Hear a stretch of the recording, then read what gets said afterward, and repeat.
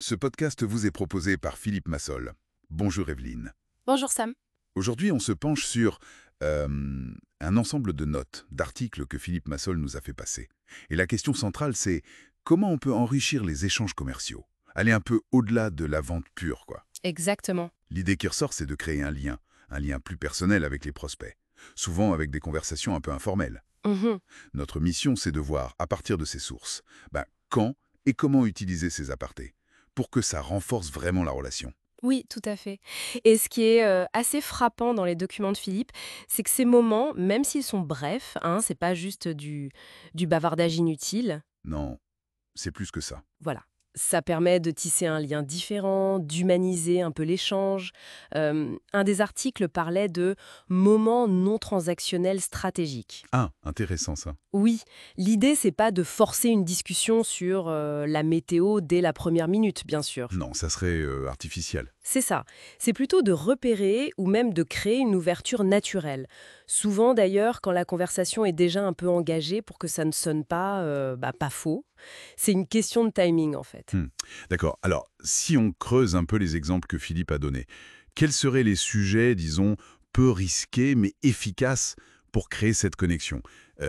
Une note parlait de la nostalgie, Oui, évoquant même Goldorak comme un point d'ancrage générationnel. oui, la nostalgie partagée, c'est identifié dans plusieurs sources comme un levier assez puissant. Si on sent qu'il y a une connexion de génération, euh, Mhm. évoquer des souvenirs communs, des émissions, des jeux, des musiques d'époque, ça peut créer une complicité assez immédiate. Récréa 2, Goldorak, Ah oui, récré à deux. voilà, mais ça parle à une certaine tranche d'âge. Et ça ouvre souvent une porte sur une note plutôt positive. Mais les sources ne s'arrêtent pas là, bien sûr. Non, effectivement. Un autre article insistait pas mal sur les expériences partagées.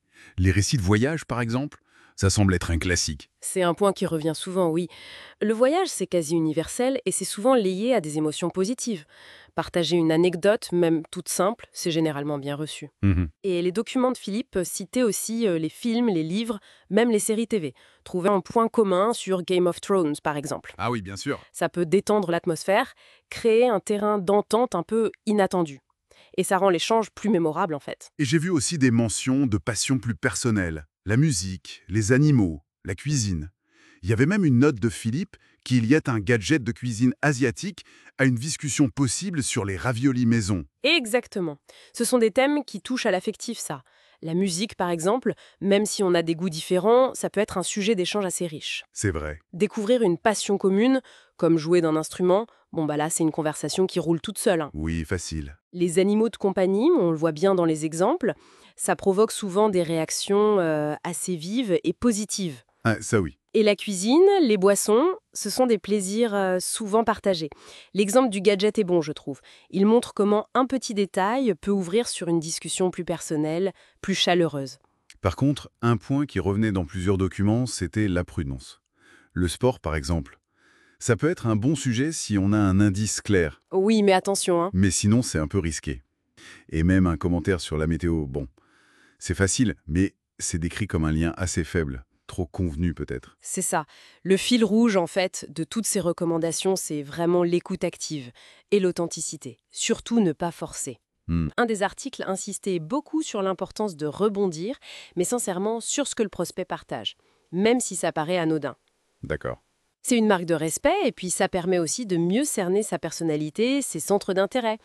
Et parfois une info qui semble futile peut se révéler utile pour comprendre le contexte plus global. Donc si on essaie de synthétiser l'analyse de ces documents de Philippe, l'idée c'est d'utiliser ces conversations un peu hors piste comme des outils, mais des outils stratégiques pour bâtir une relation plus solide. Plus humaine. C'est tout à fait ça. Et la clé, ce serait de s'appuyer sur des thèmes universels ou des passions qu'on a détectées, mais toujours en restant très à l'écoute, sans jamais donner l'impression que c'est une manœuvre calculée. Voilà, c'est exactement l'idée. Transformer une interaction qui pourrait être froide, transactionnelle, en un échange plus humain. Ce qui est fascinant, et que les sources soulignent bien, c'est cet équilibre délicat qu'il faut trouver. Oui, c'est pas une science exacte. Non, ce n'est pas une recette miracle, c'est plus une posture, une sorte de sensibilité à développer. Et les documents suggèrent que cette approche, in fine, elle peut avoir un impact réel sur le succès commercial, parce qu'elle construit la confiance. Et ça soulève une question importante qui ressortait aussi de la lecture croisée des sources, cette fameuse frontière. Comment on intègre ces approches pour qu'elles restent authentiques? Hmm, Comment on s'assure que ça ne soit pas perçu comme une technique de manipulation? Les documents de Philippe donnaient quelques pistes, il me semble. Oui, l'accent était vraiment mis sur la congruence. Il faut que l'intérêt soit réel, en fait. Si on pose une question sur les voyages, il faut être prêt à écouter la réponse, vraiment. Pas juste pour cocher une case. Non, exact. Voire même à partager brièvement quelque chose de pertinent soit Blum. Une des recherches citées mentionnait l'importance de ne pas surjouer l'empathie. L'authenticité, ça se sent. C'est moins une question d'appliquer une technique que de cultiver une curiosité sincère pour l'autre personne. Et ça nous amène peut-être à une réflexion pour conclure. Au-delà des sujets qu'on aborde, qu'est-ce que la manière dont une personne engage ou justement évite ces conversations informelles nous révèle? Sur sa propre approche relationnelle, peut-être même sur ses valeurs professionnelles. C'est une piste intéressante, je trouve, à explorer dans nos propres interactions. Absolument. Voilà, qui donne matière à penser sur la richesse potentielle de nos conversations professionnelles.